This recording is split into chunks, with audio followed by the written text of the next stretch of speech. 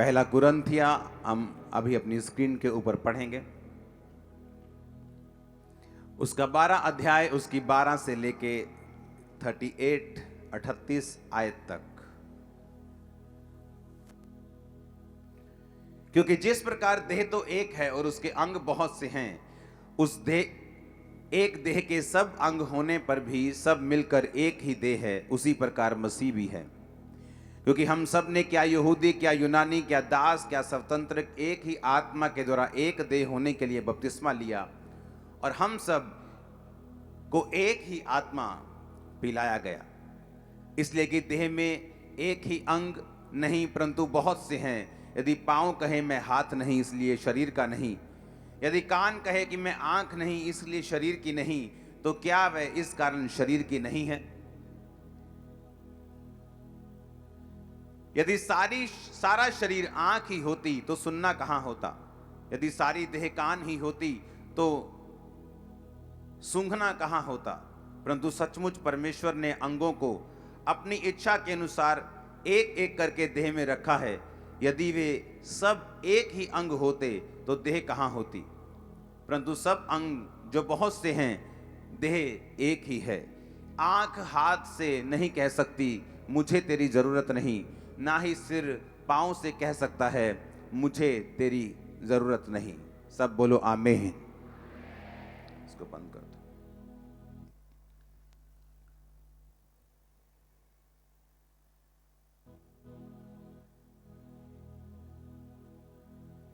अपने पड़ोसी को बोलो ध्यान से सुन। ऊंची आवाज में बोलो ध्यान से सुन। आमीन। यीशु मसीह ने कहा अगर देह तो एक है लेकिन उसके अंग बहुत से हैं, और बहुत अंग होने पर हम सब मिलकर एक शरीर के समान काम करते हैं, उसी प्रकार मसीह है। क्या यहूदी क्या यूनानी, यानी वो लोग जो जन्म से मसीही हैं। क्या यूनानी मतलब वो लोग जो जन्म से मसीही नहीं थे लेकिन परमेश्वर को हमारे समान अन्य जातियों में से ग्रहण किया। क्या दास क्या स्वतंत्र, क्या बॉस क्या एम्प्लॉयज, सभी को एक ही आत्मा के द्वारा एक देह होने के लिए बपतिस्मा दिया गया और सबको एक ही आत्मा पिलाया गया। हालेलुया। बाइबल कहती अगर एक अंग दुख मनाता है, दुख में है, तो बाकी सारे अंग दुख में हैं। अगर एक अंग की बड़ाई होती है तो बाकी सारे अंग उसके साथ सुख मनाते हैं। अगर आपके हाथ में दर्द हो तो आपका सारा शरीर भी दर्द में रहता है। अगर आपके सिर में दर्द हो तो सारे शरीर को टेम्परेचर रहता है। ऐसा नहीं होता कि सिर में दर्द है तो टेम्परेचर सिर्फ सिर में है और बाकी शरीर में कोई दुख नहीं हो रहा, या बाकी शरीर कहे मैं तो भंगड़ा डालूंगा, मेरे को कोई प्रॉब्लम नहीं। सिर को दर्द है वो अपना दर्द खुद देखे। लेकिन बाइबल कहती है एक जगह अगर दर्द हो, अगर पेट दर्द हो तो पूरा शरीर दर्द में है। अगर किडनीज खराब हैं तो उसका खमियाजा पूरा शरीर भुगतता है। उसी तरह अगर एक अंग की बड़ाई होती है, अगर कोई कहता तेरी आंखें कितनी सुंदर हैं, या तेरी आवाज कितनी अनॉइंटेड है, या वो तेरे अंगों की बड़ाई करता है, तो बाइबल कहती पूरा शरीर प्रफुल्लित होता है और पूरा शरीर खुश होता है। पूरे शरीर में आनंद आता है जब एक अंग की बड़ाई होती है। यीशु मसीह ने कहा तुम सब मिलकर एक ही देह हो। अगर कान ये कहे कि काश सारे कान ही होते तो सूंघना कहां होता? सिर पैर से नहीं कह सकता मुझे तेरी जरूरत नहीं। अगर मुंह बोल सकता है तो पांव उसको उस जगह पर लेके आया है जहां उसको बोलना है। अगर पांव लेके आ सकते हैं और कुछ नहीं कर सकते तो वहां पर मुंह को जरूरत है बोलने की, ताकि जो कुछ वो बोले वहां पर काम हो। इसका मतलब ये परमेश्वर ने कहा कि तुम सब मिलकर एक ही देह हो, तुमको एक ही आत्मा पिलाया गया और तुम मसीह के अंग हो। यीशु मसीह हमारा शरीर और हम उसके अलग अलग अंग हैं। बाइबल कहती है अगर एक शरीर की उन्नति होनी हो तो सब अंग मिलके ग्रो करते हैं। अगर शरीर ग्रो कर रहा है एक बच्चे का और उसका एक हाथ एक बाजू अगर ग्रो ना करे तो इमेजिन करो उसका सारा शरीर किस तरह का लगेगा। अगर उसके पांव बढ़ना छोड़ दें और बाकी शरीर बढ़ जाए तो वो एक नॉर्मल फिर देह नहीं रहती।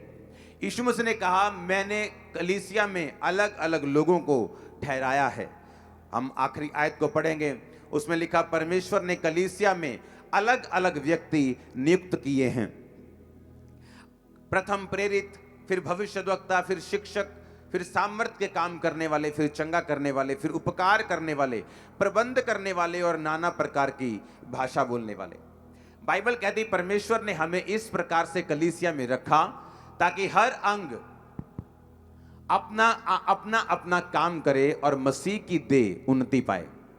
अगर आपके अच्छा काम ना करने के कारण मसीह की देह की उन्नति में रुकावट आती है तो ये आपकी आशीष का रुकावट बनती है, एक हिंड्रेंस, एक ब्लॉकेज आपकी ब्लेसिंग में लग जाती है। बहुत से लोग पूछते हैं कि मैं ब्लेस क्यों नहीं हूं, मैं आशीषित क्यों नहीं हूं। जिस तरह दूसरे लोग टेस्टिमनीज दे रहे हैं, जिस तरह दूसरे लोग गवाहियां दे रहे हैं, मैं उस तरह से गवाही मेरी जिंदगी में क्यों नहीं बन रही? क्योंकि बाइबल कहती है तुम एक अंग की तरह चुने गए हो और मसीह तुम्हारा शरीर है। अब बाइबल कहती है उस अंग को अपना पूरा प्रॉपर काम करना होगा अगर वो ये चाहता है कि परमेश्वर उसे ब्लेस करे। अगर नाक की ड्यूटी सूंघने में लगाई है, अगर आपका नाक बंद हो और सूंघना बंद हो जाए, अगर आप खराब खाना अपने मुंह में रखेंगे, आपको कभी मालूम नहीं होगा ये खाना खराब है। आपका नाक बताता है जब आप खाना मुंह में डालते हैं कि ये खराब है या नहीं। आपकी जीभ नहीं, आपका नाक बताता है ये चीज कि खाना खराब है या नहीं। जीभ टेस्ट बताती है ये खट्टा है, ये मीठा है, ये बकबका है, ये ऐसा है। और बाइबल कहती है पूरा शरीर मिलके काम करता है। हाथ, हम खाना उठाते हैं हाथ से, हाँ, मुंह में डालते हैं, होंठ खुलते हैं, जीभ उसको लेती है, नाक उसको टेस्ट करता है, अंदर जाता है, मुंह का जो लार है वो उससे अंदर निकलता है, वो अंदर जाता है, फूड पाइप के थ्रू पेट में पड़ता है, वहां पचता है, किडनीज, वहां पेनक्रियाज, वहां पित्ता, वो सब अपना अपना काम करते हैं। यीशु मसीह ने कहा जब तुम अपना काम करना छोड़ दोगे और मसीह की देह में की उन्नति में रुकावट आएगी तो परमेश्वर तुम्हें कभी भी ब्लेस नहीं करेगा।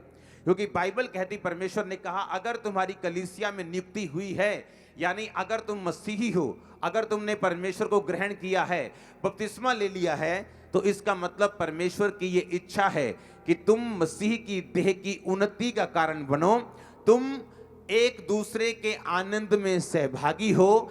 जब कलीसिया में एक अंग की बढ़ाई हो तो तुम भी उसके साथ बढ़ाई मानो, और जब एक अंग दुख पाए तो तुम भी उसके साथ दुख पाओ, इस कारण के परमेश्वर तुमको ब्लेस कर सके, वो तुमको आशीषित कर सके। अगर नाक सिर्फ अपना ही ध्यान रखे तो देह उन्नति नहीं पा सकती, कान सिर्फ अपना ही ध्यान रखे तो देह उन्नति नहीं पा सकती। बाइबल कहती जिन अंगों को हम जरूरी नहीं समझते, निर्बल समझते हैं, वो बहुत ही आवश्यक है। बाइबल कहती जब प्रभु यीशु मसीह के टाइम पर जब लोग घरों में जाया करते थे अपने अतिथि बन के, मेहमान बन के, तो सबसे पहले उनके हाथों और पाँव को धुआया करते थे। सबसे गंदे पाँव होते थे। लोगों के पास मोटर गाड़ियां नहीं होती थी, लोगों के पास फैंसी साधन नहीं होते थे, उनको चल के जाना पड़ता था या खच्चर की सवारी करके जाना पड़ता था, तो उनके पाँव हमेशा गंदे रहते थे, पाँव पर मिट्टी रहती थी। और जब वो एंटर करते थे घरों में तो उनके पाँव को धुलाया जाता था। जिन अंगों को वो निर्बल समझते थे उन अंगों को ही धुलाया जाता था। जो अंग आदर के काबिल नहीं समझे जाते कि गंदे हो गए, क्योंकि पेट गंदा नहीं हुआ, छाती गंदी नहीं हुई, टांगे गंदी नहीं हुई, हाँ कुछ गंदा नहीं हुआ, लेकिन पाँव गंदे हो गए। अब अगर पाँव गंदे हुए तो सबसे ज्यादा आदर भी परमेश्वर ने कहा कि पाँव को मिला जब उनको धुलाया गया। आमीन। अब बाइबल कहती है कि अगर तुम्हारी नियुक्ति परमेश्वर ने एक अंग के रूप में की है तो तुम्हें यह देखना होगा कि मेरा इस कलीसिया में क्या काम है, कौन से अंग के रूप में मेरी नियुक्ति इस कलीसिया में हुई है। क्योंकि बाइबल कहती है कलीसिया में सिर्फ जो चर्च है, जो लोग हैं, वो सिर्फ आशीष लेने के लिए नहीं आते। जब आपकी मसीह में नियुक्ति होती है उसी दिन से आप आशीष के हकदार बन जाते हो, उसी दिन से आप ब्लेसिंग के हकदार बन जाते हो, उसी दिन से आप चुने हुए बन जाते हो। सारे वायदे जो परमेश्वर ने आपकी जिंदगी में बाइबल के में किए हैं वो सारे एक्टिवेट हो जाते हैं आपकी लाइफ में, वो सारे पूरे होने के लिए लाइन में हो जाते हैं जिस दिन आपकी नियुक्ति कलीसिया में होती है, जिस दिन आप बपतिस्मा लेते हैं, जिस दिन आप परमेश्वर को अपनी जिंदगी देते हैं, उस दिन ये सारा कुछ निर्धारित हो जाता है। आमीन।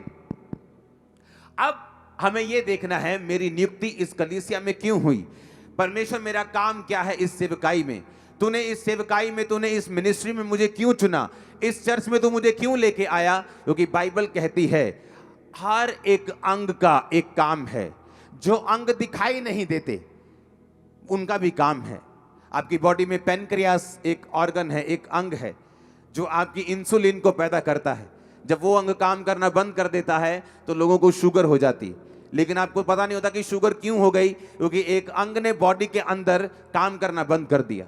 और इसी तरह से बाहर के अंग हैं, एक कान ने काम करना बंद किया तो सुनना बंद हो गया, नाक ने काम करना बंद कर दिया, सूंघना बंद हो गया, टेस्ट खाने का समझ नहीं आ रहा, खराब है सही है कुछ भी पता नहीं चल रहा, आंख ने काम करना बंद कर दिया तो दिख नहीं रहा। चाहे अंग अंदर के हों चाहे अंग बाहर के हों, एक अंग बाहर के हैं जो सामने दिख रहे हैं, क्वायर, वॉलंटियर, एक अंग अंदर के हैं जो इस समय मीडिया में बैठे हैं, स्विचर में बैठे हैं, जो आपको देखने के लिए, सुनने के लिए हेल्प कर रहे हैं। परमेश्वर ने कहा अंग चाहे बाहर के हों या अंग चाहे अंदर के हों, दोनों ही कलीसिया में बहुत जरूरी हैं। इसलिए कि हर एक अंग अपना अगर बेहतर काम करेगा और पूरा काम करेगा तो परमेश्वर उस अंग के कारण, सारे अंग मिलके काम करने के कारण जो शरीर है वो उन्नति पाएगा और वो ग्रो होगा। हम कई बार देखते हैं बच्चा 18 साल का है लेकिन ऐसे लग रहा है जैसे 12 साल का है, पूछते हैं ये 12 साल का लग रहा है, 18 साल का नहीं लग रहा। हाँ, इसके पेट में प्रॉब्लम है, ये जो भी खाता है इसको डाइजेस्ट नहीं होता, इसलिए इसकी ग्रोथ नहीं हो रही। अब बाकी अंग तो सही काम कर रहे हैं, एक पेट के सिर्फ काम ना करने के कारण वो अंग पूरी तरह से, वो शरीर ग्रो नहीं हुआ। और हम कहते हैं कि उसी तरह वचन कहता है कि तुम सब मिलकर मसीह के अलग अलग अंग हो, और जब सब अंग मिलकर कार्य करेंगे तो मसीह की देह उन्नति पाएगी। और जब परमेश्वर तुमको मसीह के देह में सही काम करता हुआ देखेगा तो वो तुम पर आसमान की खिड़कियां खोलेगा और तुम पर बरकतों की बारिश करेगा, और वो तुम पे ऐसी ग्रेस देगा जो तुमने सोची भी नहीं होगी। आमीन। ऊंचा तो ये आशीष आपकी है। Hallelujah, hallelujah. परमेश्वर इसीलिए एक भी जन जिसकी नियुक्ति हो चुकी है, जो बपतिस्मा ले चुका है, चर्च का एक पार्ट बन चुका है, परमेश्वर ने आपको किसी काम करने के लिए भेजा है। उसने आपको ऐसे नहीं भेजा, उसने आपको सिर्फ एक मंडली के तौर पे नहीं भेजा जहां सिर्फ आप सुनेंगे, आमीन आमीन बोलकर बरकत लेंगे और आप चले जाएंगे। ऐसा नहीं है। बाइबल कहती अंग है। मैं इस समय परमेश्वर के मुंह का काम कर रहा हूं। मैं एक माइक हूं, जैसे ये मेरा माइक है, मेरा मुंह परमेश्वर का माइक है। मैंने जस्ट अपना शरीर, अपना मुंह परमेश्वर के सामने समर्पित किया ताकि परमेश्वर अपनी बात आपको बता सके। आमीन। उसी तरह से अलग अलग अंग हैं जो कलीसिया में काम करते हैं, और जब एक अंग प्रॉपर रीति के साथ काम नहीं करता, बाइबल कहती है और मेडिकल साइंस कहती है उसे डॉक्टर निकाल देता है। निकालता है कि नहीं निकालता? पित्ते में पथरी हो जाती, काम करना वो बंद करता है, डॉक्टर क्या करता है? उसे निकाल देता है।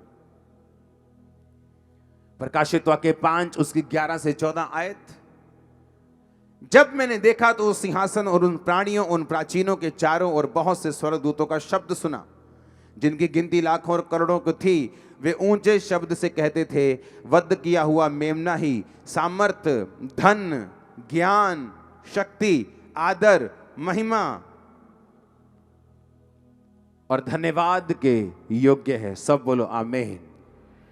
वध किया हुआ मेमना यानी जीसस क्राइस्ट सामर्थ, धन, ज्ञान, शक्ति, आदर, महिमा और धन्यवाद के योग्य है। स्वर्गदूत धन की बात कर रहे हैं। जब मैंने ये वचन पढ़ा था आज से कुछ दिन पहले, तो मुझे लगता था कि ये उस धन की बात कर रहे हैं जो स्वर्गीय है।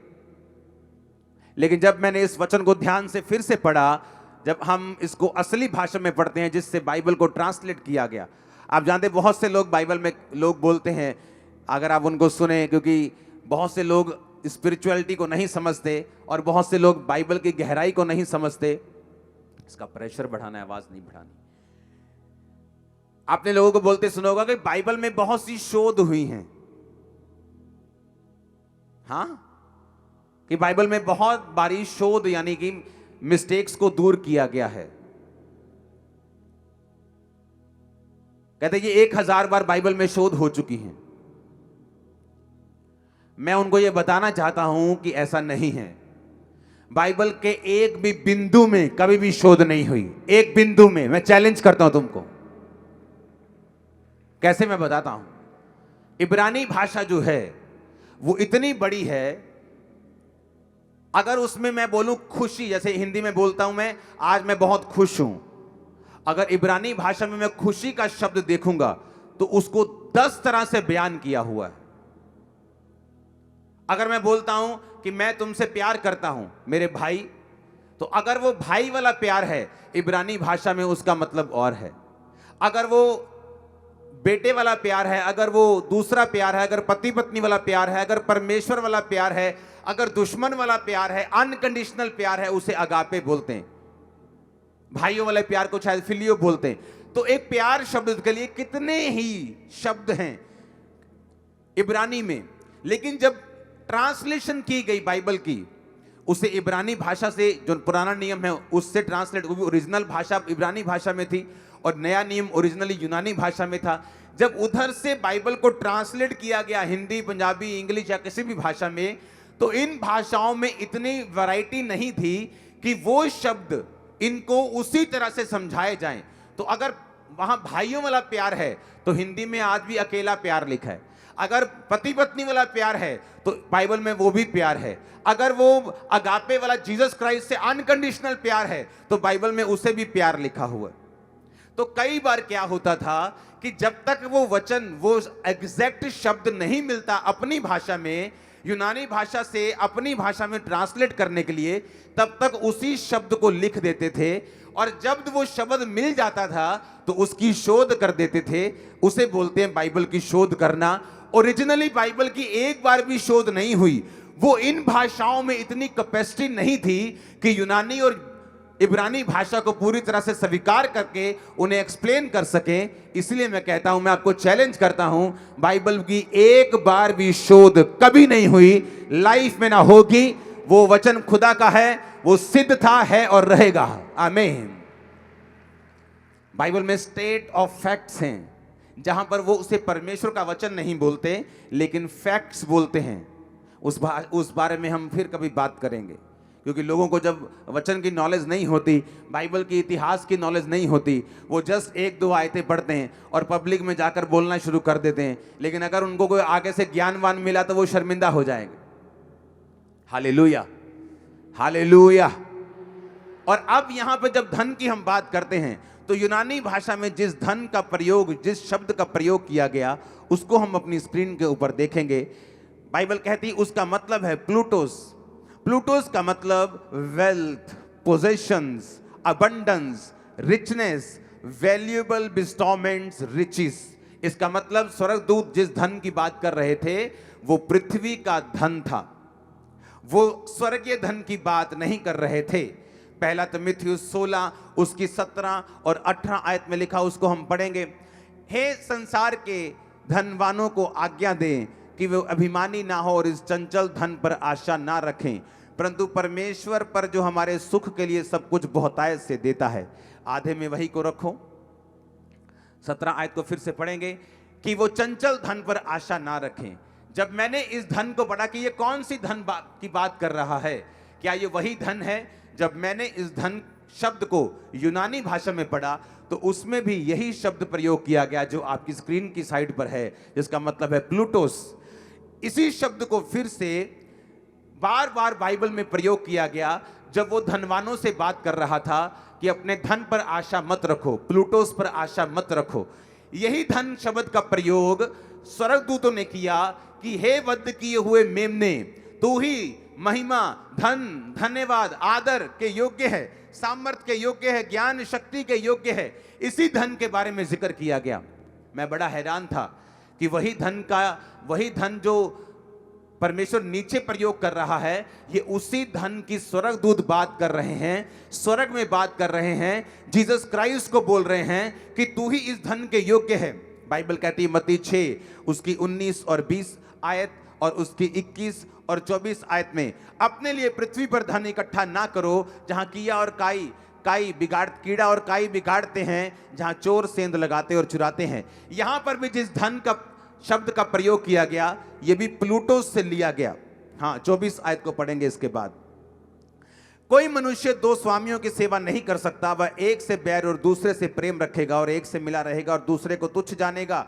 तुम परमेश्वर और धन प्लूटोस दोनों की सेवा नहीं कर सकते। अब बोलो आमीन। अब मैंने आपको बताया कि आपका एक अंग के रूप में एंट्री हुई है। उसी तरह से बाइबल कहती है कि जब परमेश्वर प्लूटोस की बात कर रहा है, वो कह रहा है कि तुम पृथ्वी पर धन इकट्ठा मत करना, लेकिन स्वर्ग में वो कह रहा है कि परमेश्वर तू इस धन के योग्य है। वो धन वहां पे कैसे आया? यीशु मसीह ने कहा तुम पृथ्वी पर धन इकट्ठा ना करना, मत्ती 6 उसकी 19-20, जहां कीड़ा और काई बिगाड़ते, चोर सेंध लगाते और चुराते।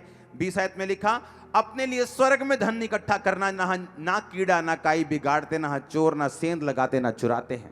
आमीन। जब मुझे मालूम है, जब मैं चर्च में एक अंग के रूप में था, तो मैं फाइनेंशियली चर्च को रखता था कि मुझे अपने फाइनेंस से चर्च की सेवा करनी है, क्योंकि मेरा जो काम था वो एक ब्लेसिंग बनना था, फाइनेंशियली सपोर्ट करना था। अब मुझे धरती पर धन इकट्ठा करने की आज्ञा नहीं, और परमेश्वर ने कहा तुम धरती पर धन इकट्ठा नहीं करना, स्वर्ग में करना। तो स्वर्ग में वो धन इकट्ठा कैसे हो सकता है? जब मैं वो धन परमेश्वर के सामने रख दूंगा, जब मैं वो धन परमेश्वर के राज्य में बो दूंगा, मेरा वो धन डायरेक्ट स्वर्ग में जाता है, और परमेश्वर के सामने स्वर्गदूत फिर यही बोलते हैं कि तू इसी धन और महिमा और सामर्थ के योग्य है। बाइबल कहती है जो भी हम बोते हैं, परमेश्वर ने कहा था एक औरत को जिसने एक बहुत महंगा इत्र उसके पांव पर उंडेल दिया था, परमेश्वर ने कहा था, और चेले नाराज हुए थे कि परमेश्वर पर यह क्यों उंडेला गया, इसको अगर बेच देते तो काफी गरीबों की सहायता हो जाती। और यीशु मसीह ने कहा था इसने मेरी देह पर ये मला है, और जहां जहां कहीं सुसमाचार प्रचार होगा इस बात का जिक्र किया जाएगा। मैं आपको ये बताता हूं, जो उसने बोया था वो यहां तो खत्म हो गया, लेकिन स्वर्ग में जमा हो गया। वहां जीसस क्राइस्ट सदा तक उसकी बात करते रहेंगे। उसने कहा था सदा तक उस धन की, उस बोने की बात होती रहेगी, स्वर्ग में भी उसकी बात होती रहेगी। जो कुछ उस औरत ने किया, हमें ये मालूम है, आपको मालूम, हर एक अंग का अलग अलग काम है। अगर परमेश्वर ने आपको यहां से उठाकर अगर अमेरिका भेजा है, तो इसका मतलब परमेश्वर ने आपको चर्च को फाइनेंशियली सपोर्ट करने के लिए भेजा है। और अगर जब आप अपना अंग काम करना बंद कर देते हैं, जिस काम के लिए परमेश्वर ने आपको भेजा, अगर आप सिंगिंग सीखते हैं, तो आपको क्या पता, आपको क्या मालूम कि परमेश्वर ने वो आपको चर्च की सेवकाई के लिए दी है। अगर आप किसी कैरियर में हैं, आप अच्छी आईटी में हैं, आप कैमरा चलाना जानते हैं, आप सफाई करना जानते हैं, प्रबंध करना जानते हैं। बाइबल कहती है कोई प्रबंध करने वाला है, कोई उपकार करने वाला है, कोई बोने वाला है, कोई गैर भाषा बोलने वाला है। क्या सब प्रबंध करते हैं? क्या सब गैर भाषा बोलते हैं? क्या सब चंगा करते हैं? परमेश्वर ने कहा नहीं, हर एक अंग जब अपना अपना काम करेगा तो वो आशीषित ही होगा। इसलिए पौलुस ने कुछ कलीसियाओं को बोला कि मेरा परमेश्वर तुम्हारी हर घटी को महिमा सहित मसीह यीशु में पूरा करेगा। किन कलीसियाओं को? जिन्होंने पौलुस की मिशनरी कामों में पौलुस की सहायता की थी। पौलुस का अपना बिजनेस था, बाइबल कहती है वो अपना काम खुद करके टेंटों को सीकर अपना और अपने टीम का वो पेट को पालता था, लेकिन जो चर्च का पैसा था वो चर्च के कामों में लगाता था। लेकिन बाइबल कहती है जब चर्च के लोग मिशनरी कामों में उसकी सहायता करते थे, तो पौलुस उनको आशीष के शब्दों को बोलता था। परमेश्वर ने कहा तुम मूसा की बात को सुनोगे, मूसा से मैं बात करूंगा, मूसा की अगुवाई मैं करूंगा, और तुम लोग मूसा की बात सुनोगे, और जो कोई उस भविष्यद्वक्ता की बात को सुनेगा वो सब लोग आशीषित होंगे। कलीसिया को परमेश्वर ने इसी तरह से बनाया है। बाइबल कहती है परमेश्वर अपने अगुए से बात करता है और दर्शन देता और विजन देता है। अगुआ उस दर्शन को शेयर करता है, लोग उस दर्शन के शेयर करने के बाद अपने अपने काम में लग जाते हैं। मीडिया अपने काम में लग जाता है, हाँ, सोशल मीडिया अपने काम में लग जाता है, प्रचारक अपने काम में लग जाते हैं, इवेंजलिस्ट अपने काम में लग जाते हैं, बोने वाले अपने काम में लग जाते हैं। बाइबल कहती है जो कोई अंग अपने अपने काम में नहीं लगता दर्शन सुनने के बाद, वो अंग अपने नाश का कारण खुद ही हो जाता है। जब एक पित्ता खराब होता है तो डॉक्टर उसे दवाई से ठीक करने की कोशिश करता है, लेकिन जब वो खराब होता जाता है, पत्थरियां बढ़ती जाती और वो डेंजर बन जाता है, वो एक खतरा बन जाता है, तो डॉक्टर उसको एक दिन रिमूव कर देता है। परमेश्वर आपको सुधारने की कोशिश करता है, वो आपको चांस देने की कोशिश करता है, लेकिन जब वो आपको देख लेता है कि आप किसी काम के नहीं, तो बाइबल कहती वो माली को बोलता है कि इसको काट दे और इसकी जगह एक दूसरा पेड़ लगा जो बढ़ सके और फल दे सके, क्योंकि मेरे परमेश्वर ने तुम्हें इसीलिए चुना है, लगाया है कि तुम बहुत सा फल लेके आ सको और तुम्हारा फल बना रहे। आमीन। हर एक व्यक्ति को यह ध्यान देना चाहिए कि मेरा कलीसिया में क्या रोल है। क्या मैं सुसमाचार में रोल निभा सकता हूं? क्या मैं गा सकता हूं? क्या मैं साफ सफाई कर सकता हूं? क्या मैं इवेंजलिज्म कर सकता हूं? क्या मैं प्रार्थना और उपवास करके अपने अगुए के लिए प्रार्थना उपवास कर सकता हूं? उसके विजन के लिए मैं उपवास कर सकता हूं? क्या मैं फाइनेंशियली ब्लेस्ड हूं तो क्या मैं बो सकता हूं? बाइबल कहती आपकी लाइफ में एक भी चीज इत्तेफाक से नहीं हुई। इब्रानी भाषा जिसमें ओरिजिनली भाषा बाइबल लिखी गई है, उसमें एक भी बार भी इत्तेफाक नाम का शब्द नहीं है। अगर परमेश्वर ने आपको जो कुछ भी दिया है, बचपन से लेके, बॉर्न से लेके, जन्म से लेके, चाहे जब आप मसीह में नहीं भी थे, वो जानता था कि आपको उसने कब बुलाना है। बाइबल कहते हैं जब समय आया कि वो अपने पुत्र पर अपने आप को प्रकट करे, अपने पुत्र को जगत पर प्रकट करे। इसका मतलब हर एक चीज का समय होता है, और जब आपकी लाइफ में समय आया कि आपको परमेश्वर आप पर अपने आप को प्रकट करे, फिर आपको जगत के ऊपर प्रकट करे। चाहे आप यीशु मसीह को तब तक नहीं जानते थे, लेकिन फिर भी परमेश्वर ने आपको वो करने दिया जो उसका डिवाइन प्लान था। कि आप एक अकाउंटेंट थे, कि आप एक सीए थे, कि आप एक कंप्यूटर इंजीनियर थे, कुछ भी जो परमेश्वर ने आपको करने के लिए दिया। लेकिन जब परमेश्वर ने आप पर अपने आप को प्रकट कर दिया, तो परमेश्वर यह चाहता है कि जो वरदान आपके अंदर था, अब वो कलीसिया की, परमेश्वर की देह की, परमेश्वर के शरीर की बढ़ोतरी के लिए यूज होना चाहिए। और बाइबल कहती है जब एक अंग अच्छा काम करता है, उसकी बढ़ाई होती है, ग्रो करती है पूरी चर्च, पूरा देह, परमेश्वर की पूरी देह जब ग्रो करती है, तो परमेश्वर उन अंगों को आशीषित करता है जिनके कारण वो देह, वो शरीर जो है वो ग्रो हुआ है। बाइबल कहती है नहम्याह जब परमेश्वर के जाकर शहर पना को, यरूशलेम की और फाटकों को बनाने के लिए गया, तो वहां बहुत सी उसने कुरीतियों को देखा। उसने परमेश्वर के भवन में जाके देखा तो कोई क्वायर नहीं थी, कोई साफ सफाई करने वाला नहीं था, कोई काम करने वाला नहीं था। कारण क्या? क्योंकि जो अमीर लोग थे वो अपने अपने ब्याज के धंधों में, अपने अपने बिजनेस में बिजी थे। अमीर लोग जो थे वो सरकारों के साथ फाइट नहीं कर रहे थे, राजा के साथ फाइट नहीं कर रहे थे। चाहे शहरपना टूटी हुई थी शहर की, चाहे फाटक जले हुए थे, चाहे परमेश्वर का भवन त्यागा हुआ था, लेकिन उनको कोई मतलब नहीं था। उनको ये था कि अगर हम राजा के खिलाफ बोलेंगे, हमारा माल आना बंद हो जाएगा, धंधो बंद हो जाएगा, भाई धंधा बंद हो जाएगा, क्या करेंगे? माल है तो सब है, कि माल रुकना नहीं चाहिए, धंधा करते रहना चाहिए। अपने लोगों से भी ब्याज लेते थे, क्रिश्चियन से भी ब्याज लेते थे, और अमीर होते जा रहे थे। और जब नेहम्याह वहां पे आया, उसने उनको लानतें दी, उनकी क्लास लगाई, उनको झिड़का, उनको आने वाले क्रोध के बारे में बताया जो परमेश्वर का उन पे आने वाला था। कि अगर परमेश्वर ने तुमको अमीर किया है तो परमेश्वर ने तुम्हें बोने के लिए किया है। तुम सब लोग अपना अपना टाइट भवन में लेके आओगे और उस टाइट से तनख्वाहें दी जाएंगी, भवन की सफाई की जाएगी, भवन की मुरम्मत की जाएगी, भवन के काम किए जाएंगे। और बाइबल कहती लोगों ने तौबा की, बहुत से रईसों ने भी तौबा की, अपने भाइयों से ब्याज लेना बंद करके अपना धंधा किया। परमेश्वर अमीर होने से मना नहीं करता। यीशु मसीह ने नहीं कहा कि अमीरी बुराई की जड़ है। यीशु मसीह ने अगर पैसा बुराई की जड़ होता तो स्वर्गदूत में उसी पैसे की बात वो नहीं कर रहे होते, स्वर्ग में वही स्वर्गदूत उसी पैसे की बात नहीं कर रहे होते।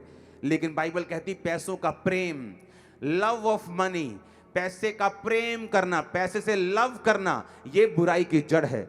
वही पैसा ना बुरा है ना अच्छा है।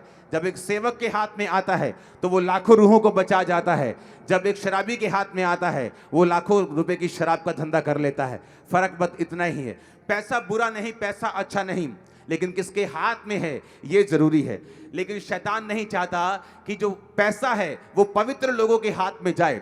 क्योंकि शैतान को ये मालूम है अगर पैसा पास्टर्स के हाथ में आएगा, अगर पैसा पवित्र लोगों के हाथ में आएगा, तो ये 100% परमेश्वर का काम करने वाले हैं। ये डायरेक्ट परमेश्वर की रूहों को बचाने वाले हैं। ये डायरेक्ट जाके टीवी मिनिस्ट्री में घुस जाएंगे, ये डायरेक्ट जाके ब्रांचेस ओपन कर देंगे, ये इवेंजलिज्म करेंगे और मेरे को लोगों के घरों से बाहर निकालेंगे। इसलिए वो चाहता है कि लोगों के मन पकड़े रहें।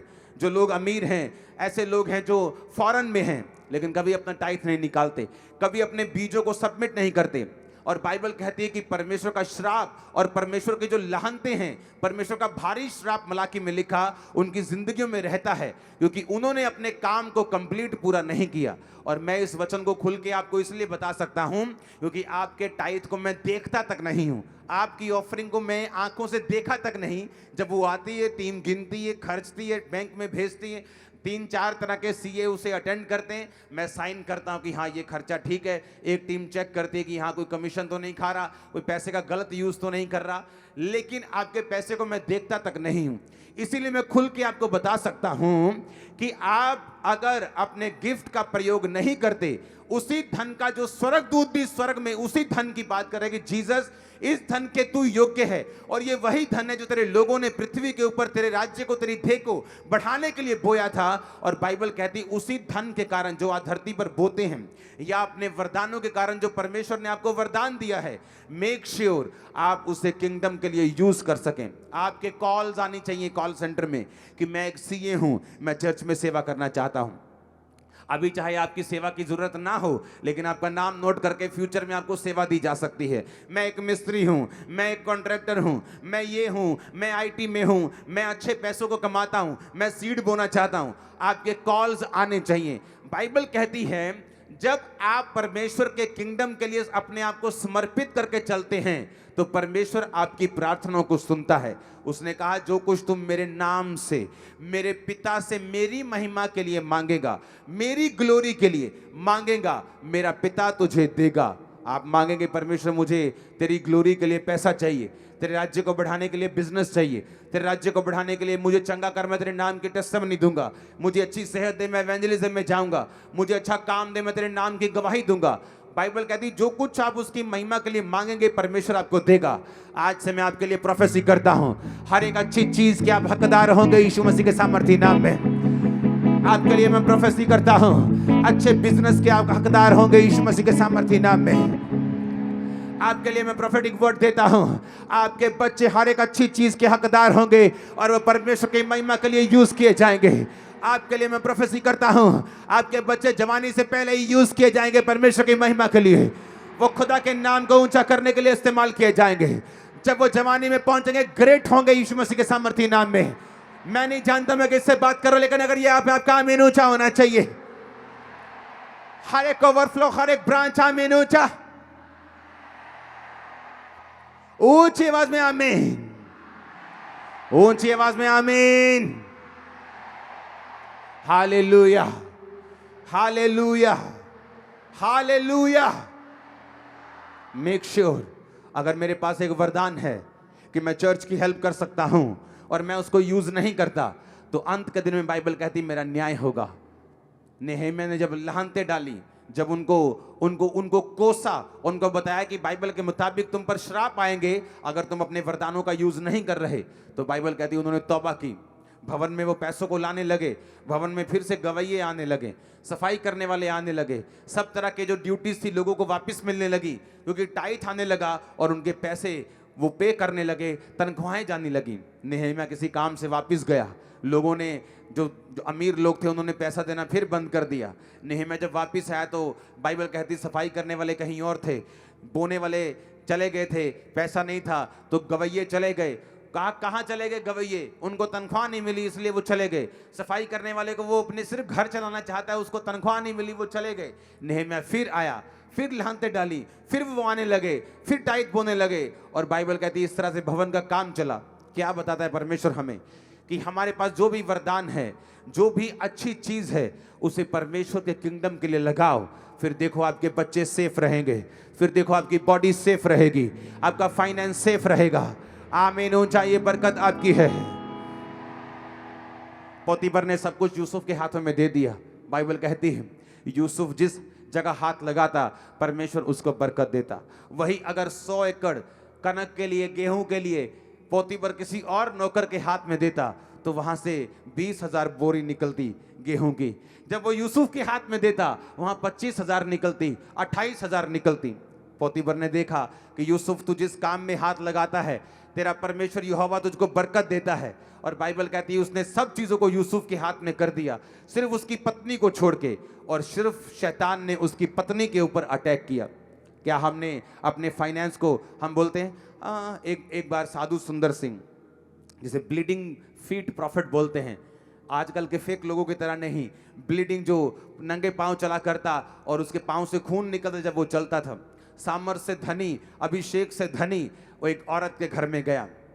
बहुत बारिश हो रही थी और साधु सुंदर सिंह को बुखार हो गया, और वो एक औरत के घर में दरवाज़ा खटखटाया और वो औरत बाहर निकली। वो क्रिश्चियन औरत थी। साधु सुंदर सिंह ने कहा, मेरी बहन, बारिश बहुत है और मुझे बुखार है, मैं आराम करना चाहता हूँ, क्या मैं तेरे घर में रुक सकता हूँ? कहती तुसी ना ऐ करो, मैं ना तुहाडे लिए प्रेयर करांगी। कहता जिसके सामने तू प्रार्थना करेगी ना, वो मेरे अंदर है, मेरे साथ खड़ा है। जिसके सामने तूने प्रेयर करनी है ना, वो मेरे साथ खड़ा है, वो मेरे अंदर है। क्या प्रेयर की बात कर रहे हैं? मैं परमेश्वर का दास हूं। तो जब प्रार्थना की जरूरत नहीं, बोने की जरूरत है, वहां तुम प्रार्थना नहीं कर सकते। पास्टर जी प्रेयर करांगे असी। तुम अपने पास्टर से ज्यादा प्रेयर नहीं कर सकते। तुम में और तुम्हारे स्पिरिचुअल फादर में हमेशा तुम्हारा स्पिरिचुअल फादर राइट होगा, और तुम्हारे स्पिरिचुअल फादर और खुदा में खुदा हमेशा राइट होगा। तो उसने कहा, मुझे तेरी प्रेयर की जरूरत नहीं है, मुझे रेस्ट की जरूरत है। इमेजिन करो, अच्छी पोजीशंस पे जाने के बाद, अच्छे देशों में जाने के बाद भी अभी भी लोगों के दिल चिड़ियों के जैसे हैं। चिड़ी का होता है ना दिल, छोटा सा। मैं आपको एक अच्छे विश्वासी और एक बुरे विश्वासी में फर्क बताता हूं। एक ऐसा विश्वासी जो पैसे में कंजूस है, बाइबल बयान करती है वो परमेश्वर से प्यार नहीं करता है। क्योंकि तुम परमेश्वर और धन दोनों की सेवा नहीं कर सकते। अगर तुम पैसे में कंजूस हो, तुम बो नहीं सकते, तो मैं डेफिनेटली तुम्हें चैलेंज करता हूं, तुम परमेश्वर से प्यार नहीं करते, तुम पैसे से प्यार करते हो। पहली बार जब मैं अपने स्पिरिचुअल फादर के पास गया तो वो मुझे जानते नहीं थे। मैं अपने पास बहुत फैंसी कैमरास लेके गया था, बहुत महंगे कैमरास। तो वहाँ मैं अपनी चर्च की रिकॉर्डिंग लेके गया, देखो मेरे पास लोग हैं, ये है फोटोज अपनी सबकी। तो मैंने वो सारे गैजेट्स, वो लैपटॉप शायद, वो सब कुछ मैंने उनके पास एक टीम के ज़रिए पहुँचाया। मैं वहीं पे था, तो मैंने कहा आप उनको दिखा देना एक बार। तो जब उन्होंने मुझे अपने पास बुलाया तो उन्होंने सब वो देखा, तो मेरे को वो वापस करने लगे। तो पवित्र आत्मा ने बोला कि इसे वापस मत लेना, जबकि मैं उसे बोने के लिए नहीं लेके गया था। जस्ट उनके वो टेबल पे था, तो मुझे ये अच्छा नहीं लगा कि मैं उनके टेबल से वो चीज़ें वापस लेके आऊँ। तो मैंने कहा नहीं, मैं ये वापस लेने के लिए नहीं लेके आया, जबकि मैं लेके उसे वापस लेने के लिए गया था। तो मैंने कहा नहीं, वापस नहीं मैंने लेना, आप इसे आप यूज़ कर लो। आप मैंने साइड पे उसे रख दिया। मेरी लाइफ में, मेरी कंप्लीट क्रिश्चियन लाइफ में ऐसा कभी नहीं हुआ कि मैं अपने स्पिरिचुअल फादर के पास गया हूं और खाली हाथ गया हूं, इसलिए मैं भरा हुआ हूं। नेवर। एक बार मैं बहुत बड़ा बीज, लाखों रुपए का बीज लेके गया, और उन्होंने जब उसे देखा, वो ज्यादा, कोई भी अनॉइंटेड मैन पैसों से प्यार नहीं करता। आप बड़ा बीज दे दें तो वो भी सेवकाई के लिए, आप छोटा दे दें वो भी सेवकाई के लिए। वो कौन सा उनके पर्सनल लाइफ में यूज होना है, लेकिन उनको ये मालूम होता है कि हाँ ये व्यक्ति मेरी सेवकाई में बोता है, इसका मतलब ये मेरे साथ प्यार करता है, मेरे साथ डेडिकेट है। अगर आप अपने स्पिरिचुअल फादर के रास्तों को ओपन नहीं कर सकते, आपके रास्ते कभी ओपन नहीं होते। मैंने बहुत से स्पिरिचुअल सन्स देखे जो अपने फादर को यूज करते हैं सिर्फ रूहों को लेने के लिए, लेकिन एक्चुअल में आपको सपोर्ट करने के लिए परमेश्वर ने भेजा होता है, ताकि आपको भी ऐसे लोग आपकी लाइफ में मिलें। मैं इमेजिन नहीं, मैं अपने सपने में भी इमेजिन नहीं कर सकता कि मैं अपने स्पिरिचुअल फादर के पास जाऊं और ही हु करके वापस आ जाऊं बिना बोए। ये नॉनसेंस, मेरी लाइफ की सबसे बड़ी नॉनसेंस होगी अगर मैं ये करता हूं तो। अगर मैं जाता था तो बीजों के साथ जाता था। मैं ये बताता कि मैं डेडिकेटेड हूं इस सेवकाई के प्रति, आपके प्रति, सिर्फ शब्दों से नहीं, मेरा कर्मों से भी प्रेम है, और मैं धन से प्यार नहीं करता हूं। आमीन। बाइबल कहती जब शाऊल और उसका नौकर जब गधियां ढूंढने के लिए गए तो उसने कहा गधियां मिलने क्या करे। उसने कहा यहां एक प्रॉफिट है पर हमारे पास कुछ है नहीं कि हम उसके पास लेके चले। अगर आप शमूएल प्रॉफिट का इतिहास देखेंगे तो बाइबल कहती पूरी ऐसा प्रॉफिट जिसके मुंह से, आजकल के लोगों की तरह नहीं, हाँ फेसबुक प्रॉफिट नहीं, एक रियल खुदा का दास जिसके मुंह से निकली बात पूरी होती थी। जब उसने गवाही दी कि क्या मैंने तुमसे एक भी गधा लिया है, क्या तुमसे कभी चांदी ली है, तो बाइबल कहती पूरे लाखों लोगों की गवाही थी कि तूने आज तक हमसे कभी कुछ नहीं लिया। फिर भी वो जन क्या कह रहा है कि अगर हम उसके सामने, दास के सामने जाएंगे तो कुछ लेके जाएंगे। उसने कहा हाँ मेरे पास एक छोटा सा एक कुछ पैसा है, टुकड़ा है चांदी का या कुछ भी है, करेंसी है, हम वो लेके चलेंगे। यानी कि शमूएल भूखा था उस करेंसी का, लेकिन वो बोना ये एक ऑनर आपका तय करता था कि हाँ ये व्यक्ति जो है ये उस अनॉइंटिंग का ऑनर करता है और ये उस विजन का ऑनर करता है। और बाइबल कहती है उनके बोने के कारण और उनकी अधीनगी के कारण शाऊल राजा बनाया गया और गधियां मिल चुकी थी। आपके हर खोया सामान मिलता है जब आप बोते हैं। आमीन, ऊंचा चाहिए। हालेलुया। और ये इसीलिए अगर आप पूरी दुनिया में निगाह मारेंगे, हर एक क्रिश्चियन, अगर आप अमेरिका में जाएंगे आप देखेंगे क्रिश्चियंस वहां ब्लेस के बाद ब्लेस होते जा रहे हैं। लेकिन आप दूसरी कंट्रीज भी हैं, अगर आप वहां पे जाएंगे आप देखेंगे क्रिश्चियन लोग ब्लेस नहीं, क्रिश्चियन होने के बावजूद ब्लेस नहीं, लेकिन उनका फर्क यही है कि वो बोने में बिल्कुल जीरो हैं और जो कुछ लोग देशों के लोग हैं वो बोने में बहुत ज्यादा आगे हैं। और जैसे वो बोने में आगे हैं परमेश्वर रास्ते खोलने में भी उनके आगे है, और जैसे वो बोने में पीछे हैं उनके रास्ते भी परमेश्वर ने बंद किए हुए हैं। बाइबल कहती है जब तू बोएगा मैं आसमान की खिड़कियां और दरवाजे खोल दूंगा। इसका इब्रानी में मतलब है डैम गेट, स्लूस गेट, कि डैम के पीछे पानी पानी है, आगे का हिस्सा सूखा हुआ है, क्योंकि परमेश्वर ने कहा मैंने तेरे डैम के गेटों को बंद किया हुआ है, कि पीछे मेरे पास बरकतें भरी पड़ी हैं लेकिन तू आगे सूखा हुआ है, क्योंकि मैंने अभी तक डैम के गेट को नहीं खोला, क्योंकि अब तक तूने अपने टाइट को बोया नहीं। इतना पक्का है परमेश्वर का वचन, इतना एक्यूरेट है खुदावंद का वचन कि वो कहता है तुम एक देह होने के लिए बुलाए गए हो। हर एक अंग का अपना अपना काम है, अमीर का अपना है, आईटी वाले का अपना है, गरीब का अपना है, प्रार्थना उपवास करने वाले का अपना है। आमीन। अगर साधु सुंदर सिंह एक ऐसी औरत को जिसको वो सड़क के किनारे बैठी होती है उसका अपना घर ना होता और उसको बोलते कि बहन, तो वो उसको ये नहीं कहते मैं तेरे घर में आना चाहता, वो बोलते बहन मेरे लिए प्रार्थना कर, क्योंकि तेरे पास तो खुद घर नहीं, तू मुझे कहां लेके जा सकती है। लेकिन जिसका घर है वो कहती मैं प्रार्थना करूंगी। उसने कहा जिसके सामने तूने प्रार्थना करनी है वो मेरे अंदर भी है और मेरे साइड में भी है, मेरे चारों तरफ बैठा और खड़ा भी है, तू अपनी प्रार्थना अपने पास रख ले। Hallelujah, hallelujah.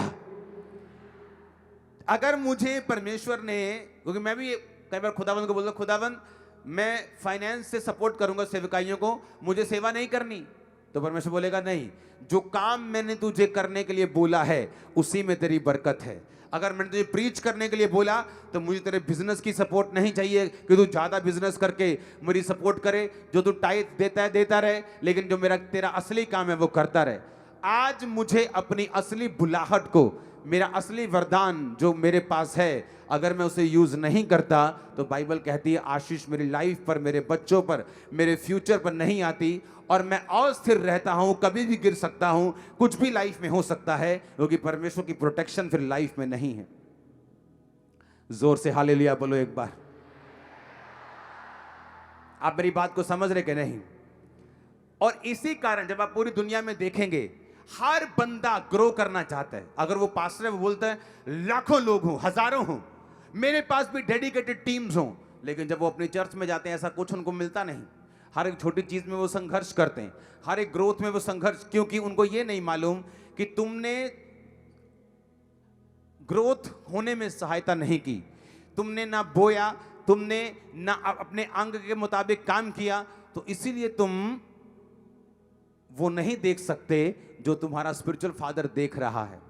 जब मैं वहां से वापस आया 2011 में, तो मैंने आते ही अनाउंस किया, क्योंकि मैं जानता था कि मैं एक एक अपनी जेब को खाली करके, अपने मन को खाली करके, अपना आप भी बोकर आया हूं। और मैंने आते अनाउंस किया था, ये चर्च देखना दुगनी होगी तिगनी होगी।